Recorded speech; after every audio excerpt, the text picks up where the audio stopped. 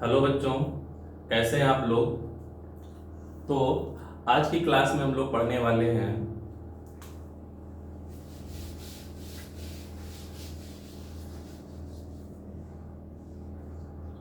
Solenoid के कारण solenoid के भीतर उत्पन्न चुंबकीय क्षेत्र। सोलेनॉइड का मतलब होता है हिंदी में धारावाही परिनालिका।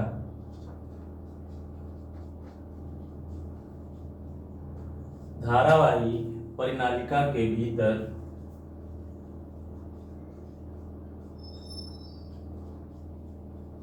उत्पन्न चुंबकीय क्षेत्र। धारावाही परिनालिका के भीतर उत्पन्न चुंबकीय क्षेत्र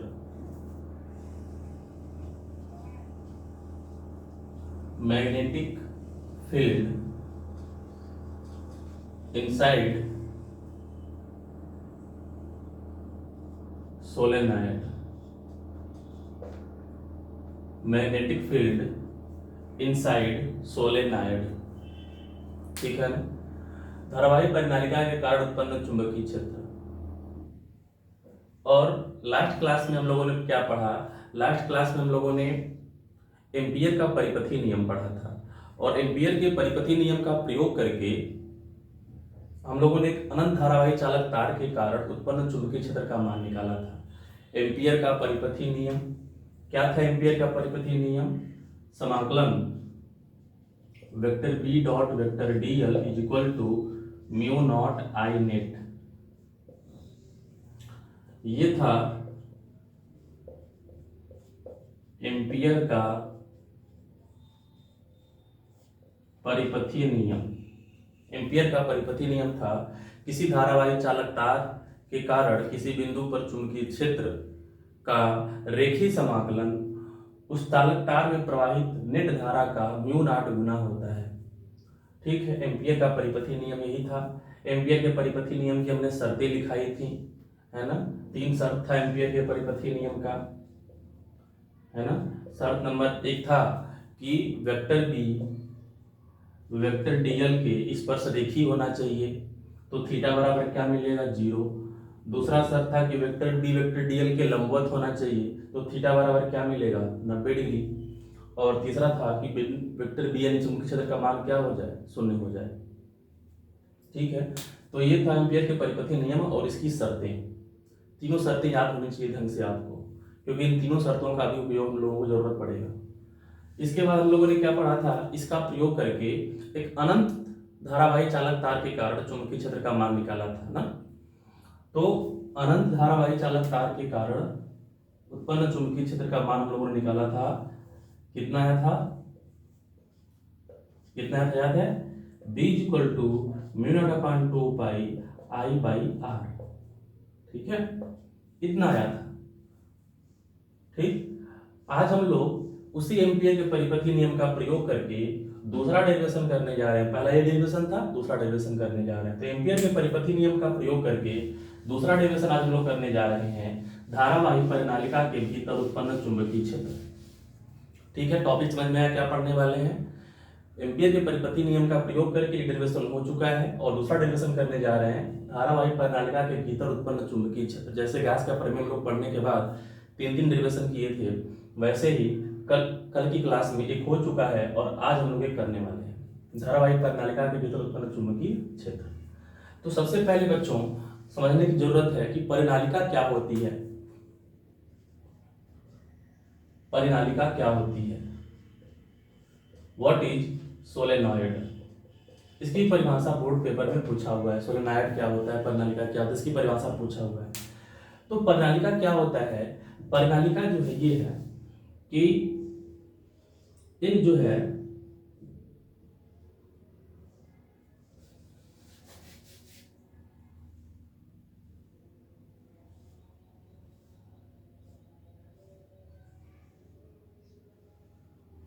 एक कुचालक कोई बेस लेते हैं, कुचालक है ये, ठीक है ना। धारा का कुचालक कोई बेस लेते हैं, उसके ऊपर तार के ऐसे अनंत फेरे, अनगिनत फेरे। ठीक है, तो एक धारा का कुचालक जो है एक बेस लेते हैं, और ये बेस होता क्या है, गत्ता लेते हैं, गत्ता, कार्डबोर्ड, कार्डबोर्ड गत्ता लेते हैं। जो तुम्हारे कॉपी का जो ऊपर का कवर होता है, जो कड़ा वाला भाग होता है, उसे बोलते हैं कार्डबोर्ड। उस कार्डबोर्ड को क्या करना है, ऐसे मोड़ लेना है, बेलन के आकार का मोड़ लेना है। इसके बाद ऊपर क्या किया गया, तार लपेटा गया है, बहुत फेरे लपेटे गए, बहुत सारे फेरे लपेटे गए। ठीक है, और इसी जो है क्या किया गया है, एक बैटरी से जोड़ दिया गया है। ठीक है ना, एक बैटरी से जोड़ दिया गया है, किसकी सहायता से, एक कुंजी की सहायता से, और एक कुंजी लगा दी गई है। कुंजी का मतलब स्विच लगा दिया गया है। जब कुंजी को क्या करेंगे, हम ऑन करेंगे, जब कुंजी को ऑन करेंगे तो यहाँ से धारा प्रवाहित होगी। ठीक है, और धारा इस तरह से ऊपर से नीचे, देखो है ना, यहाँ से दिख रहा होगा, तार पहले नीचे गया है, फिर ऊपर धारा आई है, तो तार में धारा ऊपर से नीचे इस तरह से जो है प्रवाहित होती हुई जो है, अगर आई धारा प्रवाहित करोगे तो आई धारा क्या होगी, बाद में प्राप्त हो जाएगी। आई धारा यहाँ से निकल के आई धारा प्राप्त हो जाएगी। तो ये जो पूरा निकाय है, जो पूरा सिस्टम है, उपकरण है, यही कहलाता है परिनालिका। इसे ही कहते हैं परिनालिका।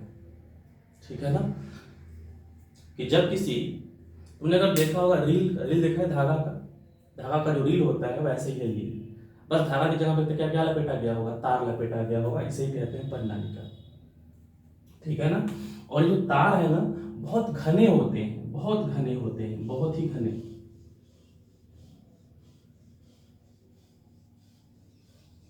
तार इस तरह से बहुत घने लपेटे गए होते हैं, बिल्कुल पास पास होते हैं, बिल्कुल पास पास। इनका जो सेंटर होगा, एक ही सेंटर होता है, संकेंद्री होते हैं ये, संकेंद्री होंगे, इनका सेंटर एक ही होगा, तो संकेंद्री होते हैं।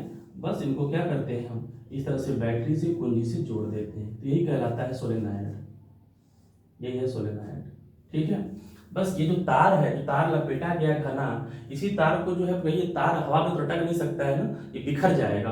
बस क्या करने के लिए, इसको एक बेस प्रदान करने के लिए, आधार प्रदान करने के लिए बीच में क्या लगा देते हैं, यहाँ पे कार्डबोर्ड लगा देते हैं, कार्डबोर्ड लगा देते हैं।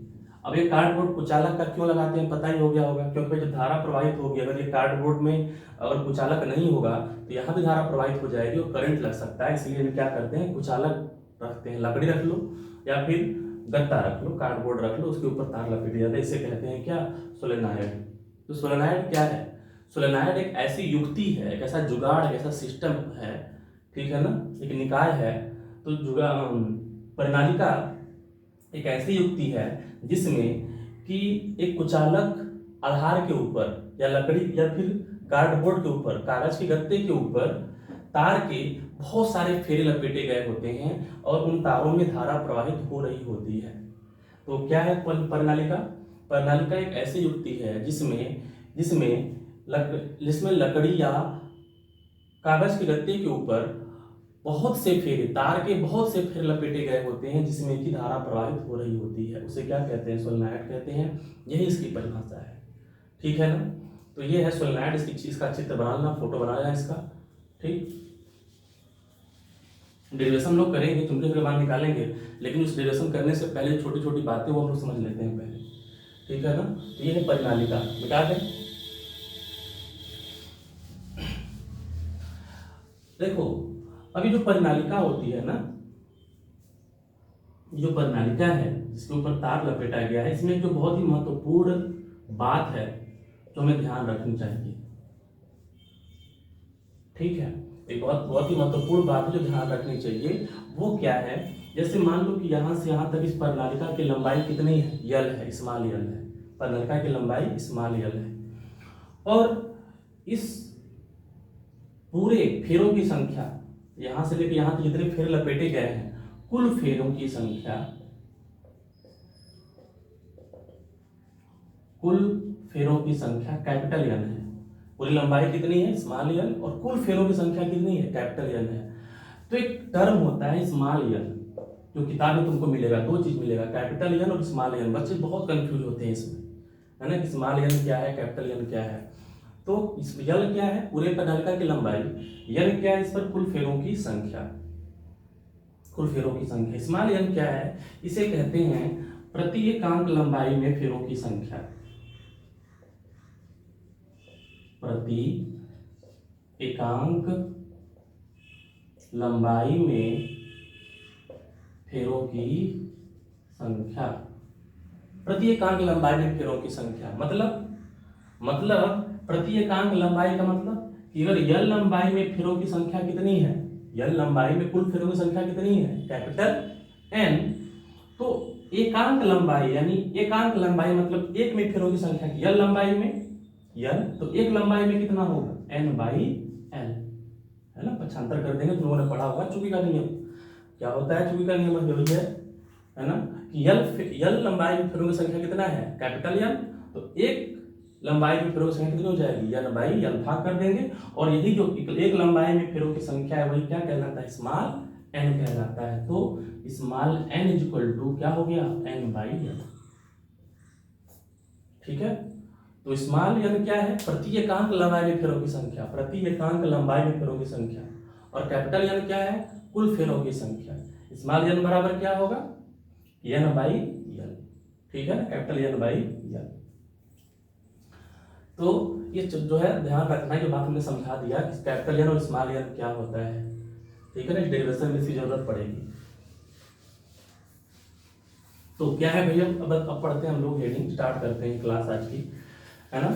तो मैं हूँ कमल चंद्र मौर्य और आप लोग जो है हमें मिल रहे हैं यूट्यूब के चैनल, हमारे यूट्यूब के चैनल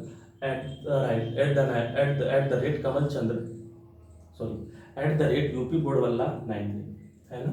हमारा चैनल है @UP बोर्ड वाला 93 और इस चैनल को आप लोग सब्सक्राइब कीजिए। लिंक बटन जो आपका है इसको दबा दीजिए ताकि आप लोगों को वीडियो जो है सब मिलता रहे। और वीडियो को लाइक कीजिए, कमेंट भी कीजिए। मैंने जो है कल की क्लास में एक क्वेश्चन पूछा था और उस क्वेश्चन का आंसर केवल एक स्टूडेंट ने दिया है, 2 स्टूडेंट ने दिया है। तो इससे मालूम चलता है कि आप लोग क्लास को जो सीरियस पढ़ नहीं रहे हो। क्लास को सीरियस होकर के पढ़ो, क्योंकि अगर आप लोगों ने सीरियस पढ़ा होता तो वो क्वेश्चन सुना होता आपने और उसका आंसर भी मिला होता मुझे कमेंट बॉक्स में। लेकिन कमेंट बॉक्स में केवल 2 आंसर मुझे मिला है। इसलिए मैं चाहता हूं कि आप लोग क्लास को पूरे वीडियो को ध्यान से देखें, समझें और नोट्स भी खुद बनाएं।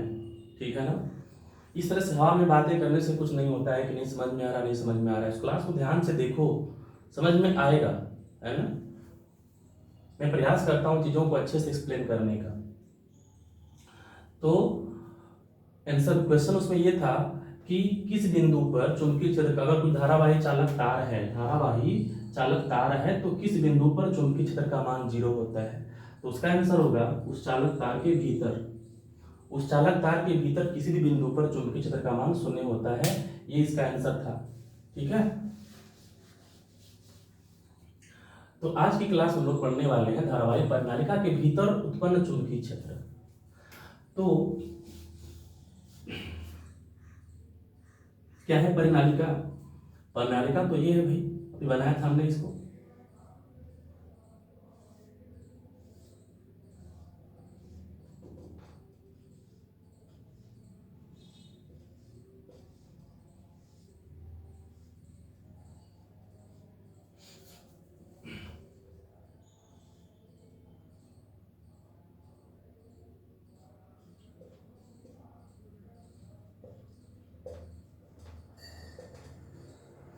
परिनालिका तो ये है सोलेनोइड और इसमें धारा प्रवाहित हो रहा है और इसे के भीतर हमें चुंबकीय क्षेत्र निकालना है। परिनालिका के भीतर यानी कि जो गत्ता तुमने बनाया हुआ है उस गत्ते के भीतर चुंबकीय क्षेत्र का मान निकालना है ना। गत्ते के भीतर चुंबकीय क्षेत्र का मान निकालना है। तो इस चित्र से ना चीजें स्पष्ट नहीं हो पाएंगी। गत्ते के भीतर के चित्र को बनाने के लिए मैं थोड़ा सा इस चित्र को 3 डायमेंशनल बनाने का प्रयास करता हूं। देखो,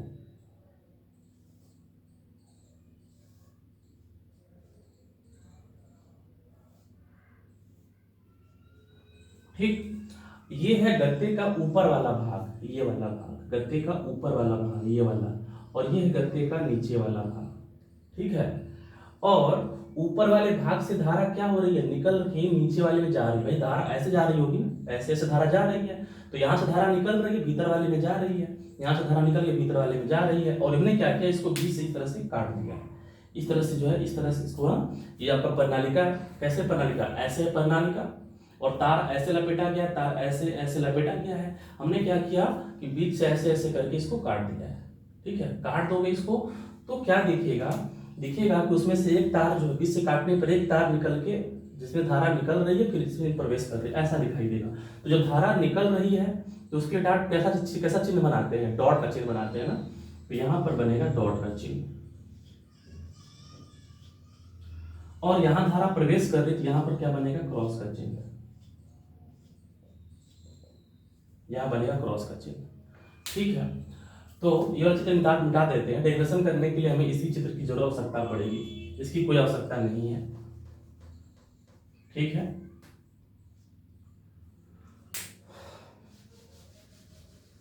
ये है प्रणालिका का cross sectional figure, cross sectional बीच से काट दिया गया है क्रॉस सेक्शनल फिगर, और यहां से धारा निकल रही है, यहां पे धारा प्रवेश कर रही है। हमें निकालना है इसके भीतर चुंबकीय, अब देखो ध्यान से चित्र बन पाएगा। इसके भीतर यहां पर मान लेते हैं कोई बिंदु P है, और यहां पर चुंबकीय क्षेत्र का मान निकालना है। इसके भीतर बिंदु P है, यहां पर चुंबकीय क्षेत्र का मान निकालना है। ठीक है, देखो एक्चुअल में होता क्या है कि जब हम इसमें धारा प्रवाहित करते हैं, प्रणालिका में धारा प्रवाहित करते हैं ना, तो धारा प्रवाहित करने के बाद जब हम इस प्रणालिका में धारा प्रवाहित करते हैं और धारा प्रवाहित करके इसको फ्री छोड़ देते हैं, फ्री छोड़ देते हैं मतलब इस तरह इसको लटका देते हैं, उलट करके लटका देते हैं, तो ये देखा गया कि जब इसमें धारा प्रवाहित होती है तो हमेशा जो सोलेनॉइड होता है ना, नॉर्थ और साउथ डायरेक्शन में ठहरता है, नॉर्थ और साउथ डायरेक्शन में ठहरता है ये। तो इसका मतलब कि ये कैसा व्यवहार कर रहा है, चुंबक की तरह व्यवहार कर रहा है, क्योंकि हम चुंबक को भी जब लटकाते हैं बीच से इस तरह से धागा बांध करके, तो वो भी हमेशा किधर ठहरता है, नॉर्थ और साउथ में। इसी तरह से ये भी कैसा व्यवहार कर रहा है, चुंबक की तरह, दंड चुंबक की तरह व्यवहार कर रहा है, क्योंकि ये भी धारा प्रवाहित करने पर किधर ठहर रहा है, नॉर्थ और साउथ में। इसका मतलब ये भी चुंबक है।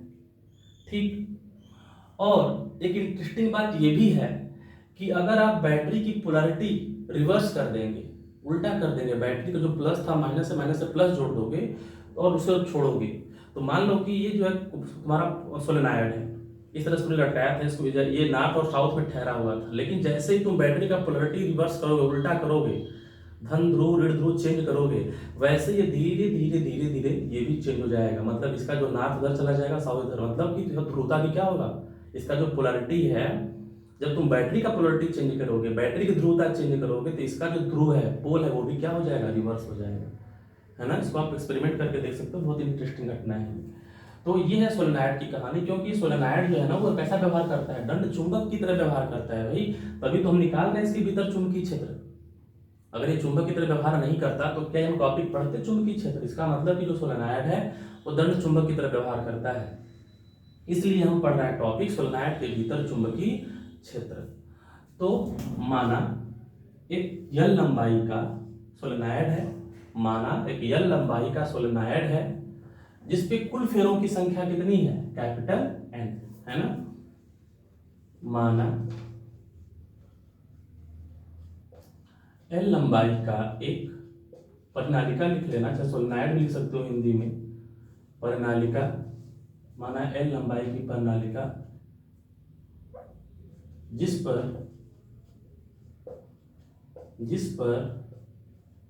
कुल फेरों की संख्या कैपिटल एन है।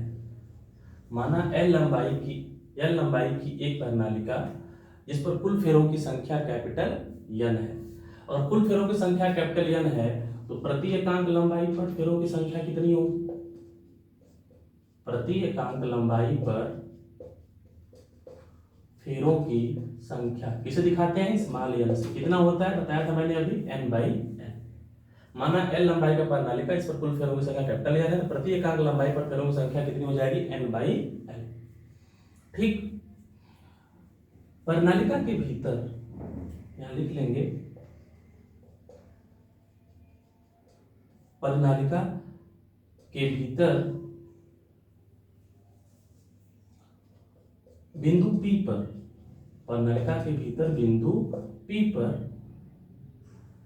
जिस पर इसमें माना L लंबाई की प्रणालिका जिस पर कुल फेरों की संख्या n है, यहाँ पे लिखना तथा, ठीक है, यहाँ लिखना तथा प्रत्येक फेरे में I धारा प्रवाहित हो रही है, कैपिटल I मान लेना है ना, यहाँ पे लिख लेना, छूट गया है मेरा, लिखना तथा प्रत्येक फेरे में I धारा प्रवाहित हो रही है। तो प्रति एकांक लंबाई पर फेरों की संख्या ये इतना, ठीक है। प्रणालिका के भीतर बिंदु P पर चुंबकीय क्षेत्र का मान ज्ञात करना है। यहां तक लिख लोगे, माना वाला पार्ट है ये लिख लेना, है ना, और यहाँ पे जोड़ लेना तथा प्रत्येक फेरे में I धारा प्रवाहित हो रही है, कैपिटल I, यानी प्रत्येक फेरे में जो फेरा है उसमें I धारा प्रवाहित हो रही है, कैपिटल I धारा प्रवाहित हो रही है, ठीक। तो बिंदु P पर चुंबकीय क्षेत्र का मान ज्ञात करना है। अब क्या करेंगे, हमारे पास कौन सा नियम था, एम्पियर का परिपथी नियम था। अब याद करो एम्पियर का परिपथी नियम क्या था। एम्पियर का परिपथी नियम था भाई कि जिस बिंदु पर चुंबकीय क्षेत्र का मान ज्ञात करना था, है ना, जिस बिंदु पर चुंबकीय क्षेत्र का मान ज्ञात करना था उससे होकर गुजरता हुआ एक लूप बनाना था, जिसे हम लोग क्या कह रहे थे, एम्पियर लूप कह रहे थे। तो इस बिंदु P से होकर गुजरता हुआ एक एम्पियर लूप बनाएंगे। अब वो एम्पियर लूप हमने कहा भी था वहां पे कि वृत्ताकार हो सकता है, वर्गाकार हो सकता है, आयताकार हो सकता है, तुम जिस शेप का चाहो उस शेप का ले सकते हो, अनियमित आकार भी ले सकते हो, लेकिन तुम्हारे किताब में खास करके नियमित आकृतियां वाला ही एम्पियर लूप लिया गया है। तो हम बिंदु P से गुजरता हुआ एक लूप बनाएंगे, ठीक है, ABCD, इतना लिख लोगे। बिंदु P पर चुंबकीय का मान ज्ञात करना है। फिर क्या लिखोगे, लिखोगे बिंदु P से गुजरता हुआ, बिंदु P से गुजरता हुआ ABCD, नहीं, बिंदु P से गुजरता हुआ आयताकार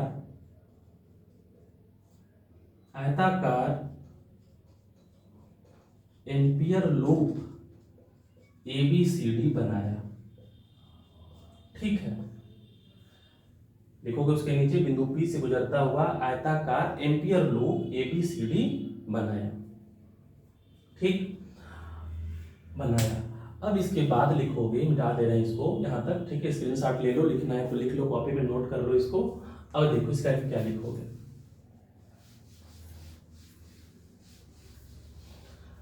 अब लिखोगे कि एम्पियर के परिपथीय नियम से, इसको मिटा देते हैं, हेडिंग में तुम लोग डाल ही लेना,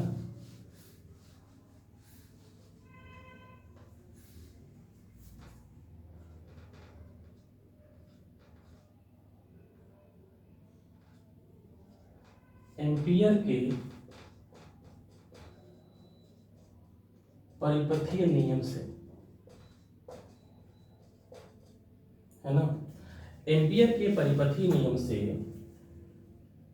क्या होगा, एम्पियर के परिपथीय नियम से पूरे लूप से बद्ध चुंबकीय क्षेत्र का रेखीय समाकलन, क्या था, पूरे लूप से बद्ध, है ना, पूरे लूप से बद्ध, यानी लूप क्या है, ABCD, पूरे लूप से बद्ध चुंबकीय क्षेत्र का रेखीय समाकलन कितना होता है, म्यू नॉट I नेट, है ना, नेट धारा का म्यू नॉट गुना होता है, परिणामी का नेट धारा का म्यू नॉट गुना होता है। ये था एम्पियर का परिपथीय नियम पूरे लूप से, ठीक।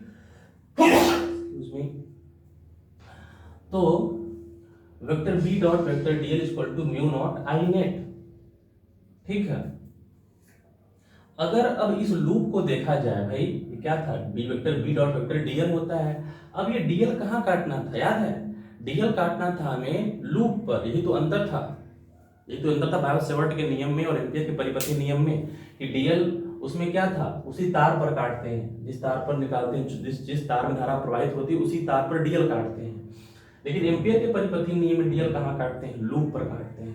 तो इसमें लूप है ये ABCD, और ये लूप वृत्ताकार नहीं है, आयताकार है, इसलिए DL इसमें कितने कटेंगे, 4 DL कटेंगे। यहाँ पर DL कटेगा, DL यहाँ भी कटेगा, ठीक है, और DL यहाँ भी कटेगा, यहाँ भी DL कटेगा, यहाँ भी डीएल कटेगा, ठीक है ना।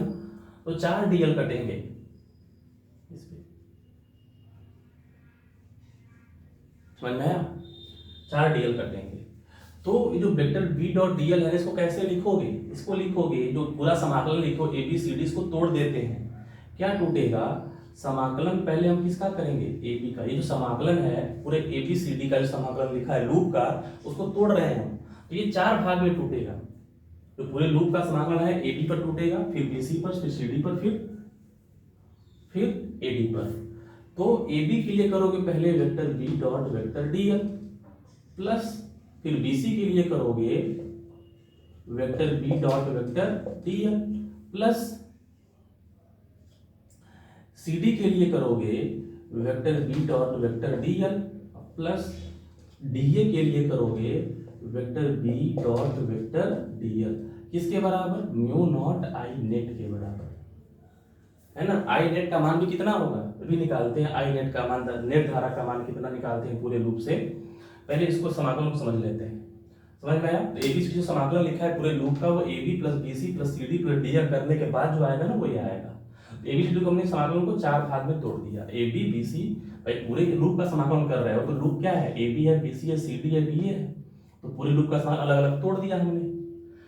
अब देखो कि जो बिंदु P है उस बिंदु P पर चुंबकीय क्षेत्र की दिशा क्या है, जिस बिंदु पर चुंबकीय क्षेत्र में ज्ञात करना है उस डीएल तो इधर है, ये हमें मालूम हो गया, जो अल्पांश काटा है वो डीएल की दिशा किधर है, इधर है, तो ये हो गया डीएल का दिशा, ठीक। लेकिन हमें निकालना है इस बिंदु पर वेक्टर बी की दिशा ना, क्योंकि यहाँ पे मैं इसको तोड़ेंगे तो क्या मिलेगा, cos थीटा मिलता है ना, BDL B vector B dot DL करने पे क्या मिलता है, बीडीएल cos थीटा, थीटा का मान चाहिए हमें, थीटा क्या है, बी और डीएल के बीच का कोण है, तो डीएल इधर हो गया, बी किधर होगा, तो बी निकालने, बी की दिशा निकालने के लिए हम लगाएंगे वही बगुला वाला अपना नियम। कैसे था तार, तार कैसे था, ऐसे था तार, ऐसे था तार, ऐसे था तार, ठीक है, ऐसे से तार जो है बीच से काटा था हमने, ऐसे से तार निकला हुआ, तो यहाँ से तार में धारा ऐसे निकल के अंदर जा रही थी, बाहर निकल के अंदर जा रही थी, बाहर निकल के अंदर जा रही थी, बाहर निकल के अंदर जा रही थी। तो इस बिंदु पर इसकी अब जो है तार जो है वो कैसा है, तार तुम्हारा जो है कुछ इस तरह का होगा, यहां से निकल के ऐसे इमेजिन करो, तार ऐसे निकल के ऐसे होगा, इसके भीतर बिंदु P है, वहां पर चुंबकीय क्षेत्र का मान निकालना है, तो क्या करेंगे हम, धारा के समय क्या रखेंगे अपना अंगूठा, भाई तार हमारा इस तरह से था ना, यहाँ से तार, तो तार में जो तार में धारा प्रवाहित हो किधर होगी, ऊपर से नीचे, तो अंगूठा किधर रखेंगे, नीचे, अंदर निकालना चुंबकीय क्षेत्र किधर रखेंगे, उंगली घुमाएंगे, तो जब धारा नीचे होगी तो बिंदु P पर चुंबकीय किधर होगा, इधर होगा, इस दिशा में होगा। किसी भी तार के निकालो, इसके लिए निकालोगे, इसके लिए निकालोगे, इसके लिए निकालोगे, सब किधर आएगा, दिशा इधर ही आएगा, तो ये जो है ना इधर ही क्या होगा, वेक्टर बी की दिशा होगी।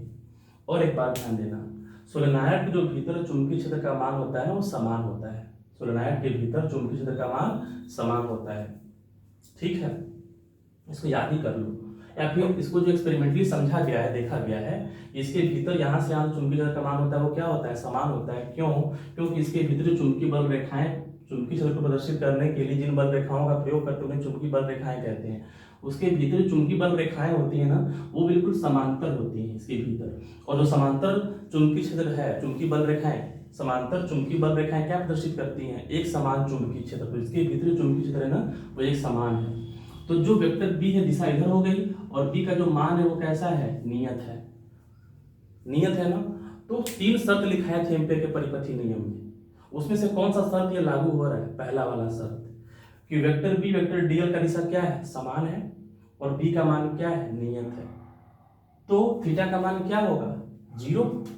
तो जो पहला ए बी पर निकाल रहे हो, ए बी पर जो हम निकाल रहे हैं उसके लिए समाकलन करोगे तो समाकलन जो आएगा ए बी के लिए B D L cos theta, theta का मान क्या होगा, 0 डिग्री, प्लस बी सी के लिए देखते हैं, बी सी के लिए तो बी सी नीचे है, तो बी सी के लिए डीएल भी किधर होगा, नीचे होगा, और वेक्टर बी तो यही रहेगा भाई, इधर ही रहेगा, चुंबकीय क्षेत्र दिशा किधर होगी, इधर ही होगी, तो चुंबकीय क्षेत्र है इस दिशा में, डीएल है नीचे, वेक्टर बी है इस दिशा में, डीएल है नीचे, अब कितना बनेगा इसके लिए थीटा का मान 90 डिग्री, इसके लिए थीटा का मान 90 डिग्री, तो ये लिखोगे बी सी के लिए B D L cos 90, B D L cos 90 plus, अब सी डी को देखते हैं, सी डी, तो जो सी डी वाला जो अल्पांश है ना, तो सी डी वाला जो भुजा है वो लूप से बहुत दूर है।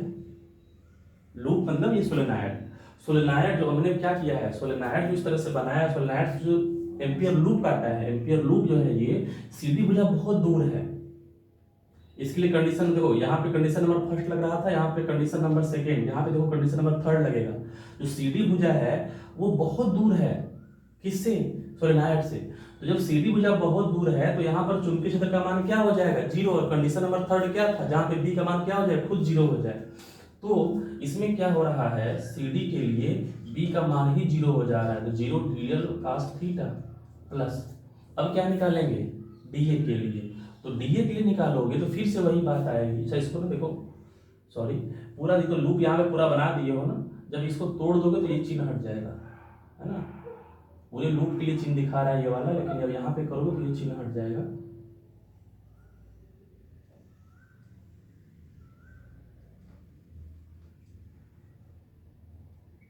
चिन्ह हट जाएगा, ठीक है। डीए, अब डीए के लिए करोगे फिर से देखो वेक्टर भी इधर ही होगा, वेक्टर भी इधर ही होगा, डीएल नीचे है, थीटा का मान फिर से कितना होगा, 90 डिग्री। ये हो जाएगा बी, है ना, ये हो जाएगा बी डीएल कॉस 90। तो पहले वाले में B DL cos zero, B DL cos 90, यहाँ पे बी जीरो, यहाँ पे बी डीएल कॉस 90 बराबर किसके, म्यू नॉट आई नेट के, म्यू नॉट आई नेट के। अब ध्यान से देखो cos 90 का मान जीरो, यहाँ पे जीरो गुणे डीएल सब जीरो, यहाँ भी cos 90 का मान जीरो सब जीरो, तो ये वाला वैल्यू, ये वाला वैल्यू और ये वाला वैल्यू क्या हो जाएगा, समाकलन जीरो हो जाएगा। तो केवल क्या बचेगा, ये बचेगा। तो चारों ये मर जाएंगे, केवल ये बचेगा, ठीक है। तो अब देख लो ध्यान से, चित्र मिटाएं या इसको मिटाएं, तो इसी को मिटा देते हैं, चित्र को ही, क्योंकि चित्र का भी काम हो ही चला है लगभग। तो बराबर कितना, म्यू नॉट आई नेट, बचा क्या इसमें से, केवल ये बचा। तो ये हो गया B D L cos zero का मान एक, काम खत्म, किसके बराबर, बाकी ये सब जीरो हो गए हैं, सबको छोड़ दो, म्यू नॉट आई नेट के बराबर, म्यू नॉट आई नेट के बराबर। बी का मान क्या था, नियत, जब बी का मान नियत तो वो कहाँ आ जाएगा, जब बी का मान नियत तो वो कहाँ आ जाएगा, नियतांक जो समाकलन से बाहर आ जाएगा। तो केवल किसका समाकलन करेंगे, डीएल का समाकलन करेंगे, अल्पांश का समाकलन करेंगे, वो किसके बराबर, म्यू नॉट आई नेट के बराबर, ठीक है। अब थोड़ा समझते हैं कि डीएल का समाकलन क्या होगा। देखो डीएल क्या था, डीएल था सोलेनॉइड की लंबाई, है ना, सॉरी डीएल नहीं यल, यहां से अगर सोलेनॉइड की लंबाई कितनी थी, यल थी, और डीएल कहाँ काटा था, ए बी पर काटा था डीएल, यहाँ पे काटा था डीएल। तो डीएल को यहाँ से लगभग यहाँ तक लेके काटे हैं, ये तो डीएल यहाँ पर, डीएल ये है, लेकिन डी हमें क्या करना है, डीएल का समाकलन करना है। तो यहाँ से लोगे D DL DL DL DL DL, तो कितना आएगा पूरा समाकलन करने पर, यल के बराबर। तो डीएल का समाकलन कितना होगा, परिनालिका की लंबाई के बराबर, समझ में आया। तो डीएल का समाकलन क्या हो जाएगा, यल तुम लोग जानते भी, वैसे समाकलन पढ़े हो ना, डीएस का समाकलन क्या होता है, एक्स होता है, ठीक है। dt का समाकलन क्या होता है, t होता है, वैसे ही dl का समाकलन कितना हो जाएगा, यल इसकी लंबाई के बराबर हो जाएगा। और इसके बाद देखो आई नेट का मान कितना होगा, हमने माना क्या था, माना था कि लंबाई यल है, फेरों की संख्या, कुल फेरों की संख्या क्या माना था हमने, कैपिटल एन, यहां से यहां तक कुल फेरों की संख्या क्या माना था, कैपिटल एन, और प्रत्येक फेरे में धारा क्या माना था, आई, प्रत्येक फेरे में धारा कितना माना था, आई। तो अगर प्रत्येक फेरे में, एक फेरे में धारा आई है, कैपिटल आई है, और कुल फेरे कितने हैं यहाँ पर, कैपिटल एन है, कुल फेरे कितने हैं, कैपिटल एन है, तो कुल धारा का मान कितना हो जाएगा, एक फेरे में धारा का मान आई और कुल फेरों की संख्या है एन, कैपिटल एन, तो कुल धारा का मान कितना हो जाएगा एन गुणे आई। तो यहां पर लिख लेना, ठीक है, इसको बना देना समीकरण नंबर 1 बना के छोड़ दो, समीकरण 1 बना के छोड़ दो, और यहाँ पे लिख लो आई नेट बराबर। तो आई नेट का इस मान कैसे निकालोगे, ऐसे लिख लेना, चूंकि प्रत्येक फेरे में धारा बराबर आई, प्रत्येक फेरे में धारा बराबर आई, इसलिए n फेरों में धारा बराबर कितना हो जाएगा, n आई। तो n फेरों में जो धारा आया है वही तो है आई नेट, इसलिए आई नेट का मान कितना हो जाएगा, एन आई। तो आई नेट का मान एन आई। समाकलन कर दो, अब समाकलन करो बी, कितना हुआ डीएल का समाकलन मैंने बताया एल, है ना, डीएल का समाकलन एल बराबर म्यू नॉट आई नेट का मान एन आई, ठीक है, म्यू आई नेट का मान एन आई, डीएल का समाकलन एल। किसका मान निकालना था हमें, बी का, तो बी का मान निकालने के लिए हम क्या कर देंगे, पक्षांतर करेंगे एल का, तो क्या मिलेगा, mu naught N I by L, mu naught N I by L, ठीक, यही आएगा सोलेनोइड के भीतर चुंबकीय क्षेत्र का मान, है ना, mu naught N I by L. Solenoid के भीतर चुंबकीय क्षेत्र का मान कितना है, B equal to mu naught N I by L, ठीक, जहां पे n क्या है, कुल फेरों की संख्या, I क्या है, प्रत्येक फेरे में धारा का मान, L क्या है, सोलेनोइड की लंबाई। और देखो ऊपर जो माना था हमने n बाई एल बराबर क्या था, n बाई एल बराबर क्या था उसमें, ये भी तुम्हारा फार्मूला सही है, इतना टेस्ला, ये भी फार्मूला सही है। इसका एक और रूप हो सकता है, इसका एक और फॉर्म हो सकता है, B equal to mu naught N I small N I. क्यों, क्योंकि देखो ऊपर जो माना था हमने उसमें जो है n बाई एल बराबर क्या लिखा हुआ है, स्मॉल एन। स्मॉल एन को क्या कहते हैं, प्रति एकांक लंबाई में फेरों की संख्या। कैपिटल एन क्या है, कुल फेरों की संख्या। स्मॉल एन क्या है, प्रति एकांक लंबाई में फेरों की संख्या। निकाला तो इसमें हमने प्रति एकांक लंबाई में फेरों की संख्या स्मॉल एन बराबर n बाई एल। तो n बाई एल का मान कितना भर दिया, स्मॉल एन, तो म्यू नॉट एन आई। तो ये भी फार्मूला अपने आप में सही है। ये फार्मूला कब अप्लाई करोगे, जब प्रति एकांक लंबाई में फेरों की संख्या दी हो। और ये फार्मूला कब अप्लाई करना है, जब कुल फेरों की संख्या दी हो। जब कुल फेरों की संख्या दी हो तो ये फार्मूला, प्रति एकांक लंबाई में फार्मूला दिया हो तो ये फार्मूला, ठीक है ना। तो ये था प्रणालिका के भीतर चुंबकीय क्षेत्र का मान, ठीक है ना। क्या करना है मालूम चला, क्या करना है हमें, इसको उतार लो ढंग से, ठीक है, ऐसे उतार लो इसको। रिविजन बहुत ही आसान, बहुत टफ नहीं है, बहुत आसान है, सब कुछ लिख दिया है मैंने बोर्ड पर, ध्यान से उसको उतार लेना तुम लोग।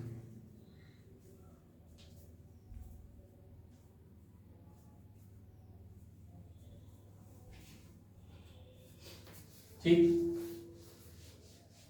कैसे हुआ डेरिवेशन, एक बार रिवाइज कर दे रहे हैं तुम लोगों को फास्ट फॉरवर्ड मोड में, है ना। ये था प्रणालिका,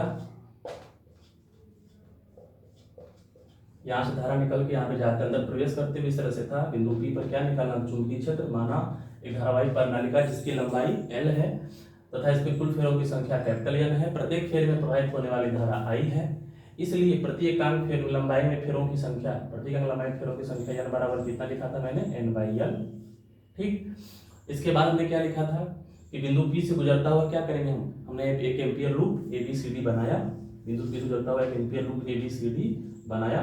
एम्पियर के परिपथीय नियम से क्या लिखेंगे, समाकलन पूरे लूप का ABCD vector B dot vector DL बराबर कितना, म्यू नॉट आई नेट। इसको क्या किए थे, फिर हमने 4 भाग में तोड़ा था, AB BC CD DA के भाग में तोड़ा था। तो जो पहला वाला जो इसका भाग था AB का समाकलन, उसमें कंडीशन नंबर फर्स्ट लागू हो रही थी, क्योंकि B और DL की दिशा समान है। B क्या था, नियतांक था, पहला कंडीशन। सेकंड क्या था, B और DL में कितना कोण बन गया था, 90 डिग्री, इसलिए सेकंड कंडीशन लागू हुआ था। थर्ड वाले में ये जो भुजा है बहुत दूर है सोलेनोइड से, इसलिए यहाँ पर चुंबकीय क्षेत्र का मान ही 0 हो जाएगा, कंडीशन नंबर थर्ड लगा था, ये है। और एक था DA, तो DA के लिए थीटा का मान क्या हो गया था, 90 डिग्री, तो ये cos 90 का मान 0, cos 90 का मान 0, यहाँ पे 0 ऐसे ही हो गया पूरा, बस ये बचा। तो ये क्या हो जाएगा, BDL। B का मान क्या था, नियतांक था, तो DL का समाकलन करेंगे mu naught I net. I net क्या है, पूरे लूप में धारा, अब पूरी प्रणालिका में धारा, तो पूरे लूप पूरे फेरों की संख्या कितनी है, n, और एक फेरे में धारा का मान कितना है, I, तो कुल धारा का मान क्या हो जाएगा, NI। तो आई नेट बराबर क्या रख देंगे, NI। आई नेट बराबर NI, म्यू नॉट डिग्री समाकलन कितना, L, फिर पक्षांतर कर देंगे, B का मान आ जाएगा, ठीक है ना। तो बस इतना याद में रहने देते हैं, ठीक। और नेक्स्ट क्लास में हम लोग जो है पर देखेंगे टोरॉइड के भीतर चुंबकीय क्षेत्र, ठीक है ना। टोरॉइड के भीतर जो चुंबकीय क्षेत्र है वो शायद इस चैप्टर का लास्ट डेरिवेशन होगा, और ये तुम लोगों का चैप्टर भी लगभग खत्म होने वाला है। देख लूंगा मैं, छोटे छोटे जो पॉइंट्स होंगे सारे बता दूंगा। एक है तुम लोगों का इसमें पॉइंट छूटा हुआ है, गतिमान आवेश के कारण चुंबकीय क्षेत्र, वो भी टोरॉइड के साथ ही कल कंप्लीट मैं करा दूंगा उसको, ठीक है। तो सवाल तुम लोग लगाते रहो, सवाल भी पूछते रहना। इस पर सवाल जो बोर्ड पेपर में आता है बहुत ज़्यादा, इस वाले फॉर्मूले पर डेरिवेशन भी इम्पोर्टेंट है इस पर, इसका, और सवाल भी इस पर आता है, ठीक है ना। तो पढ़ाई करते रहिए। All the very best.